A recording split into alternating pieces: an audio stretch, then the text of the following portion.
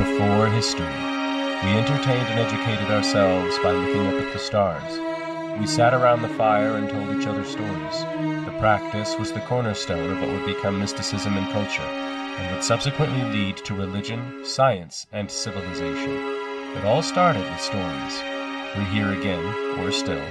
We've left behind so much. The mysticism, the cultures rediscovered through anthropology, even to some extent culture itself, but we still gather around to share stories. Dungeons & Dragons is a tabletop fantasy role-playing game.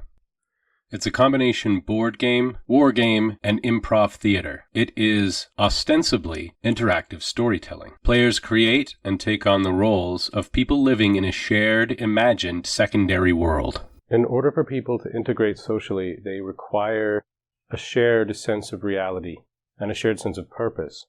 In Berger and Luckmann, we can see how reality is socially constructed, and that social construction creates a system that people can take to define the parameters of not just existence of themselves or the position that they're in relative to other people, but of their expectations of society in general. The problem with that process, when we are limiting it to defining people by what they do professionally, is a kind of alienation.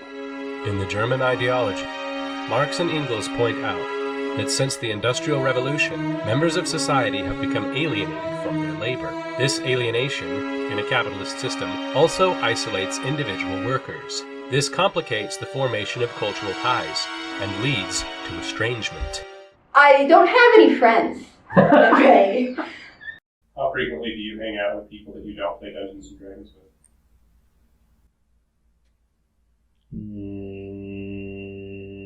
Never. Through a complex web of associations, they form a network of solidarity. This network of solidarity, I'm arguing, is forming out of people who are sharing their bread and circuses. The entertainment today is the recharging system that people use to recover from having utilized most of their energies through the process of labor.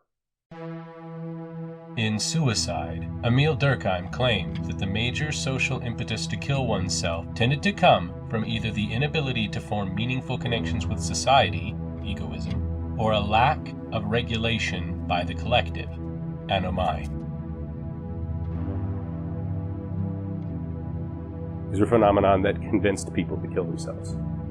In my observations, people are achieving a variation of anomai by acting within frameworks that allow them to socialize based on their consumption of entertainment media. What do you mean by nerds?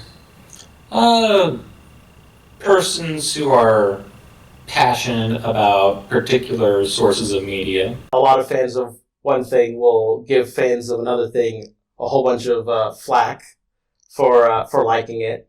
I know there's a huge stigma against stuff like Naruto in the fandom. They call people like Naruto Narutards. In The Consumer Society, Jean Baudrillard describes consumption of objects as the appropriation of signs. People collect objects with social significance, which identify their roles in culture. Furthermore, these significant objects, once stemming from a naturalistic and physical presence, were largely removed from their historical grounding. This renders the consumed objects little more than signs of cultural significance, no longer relevant to the objective world, but what could be thought of instead as postmodern social symbols. Hyperreality, as coined by Baudrillard, is a state of socially constructed reality which is unconnected to the objective reality of the world. Phenomena can be understood as a state of absorption of simulation and spectacle, not political economy or historically contingent structure, as has been the case until the postmodern era.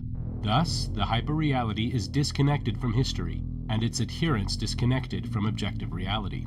Any substances that might be based in reality, in the case of the subjects that I am describing, is based in a reality born out of a culture they do not understand. It's a reality so disconnected from them that it is unreal. I have dubbed this phenomenon anime anomai, the seeking of cultural guidance through entertainment media consumption, when that media is produced by a culture alien to the subject. And so that life becomes hyperreal.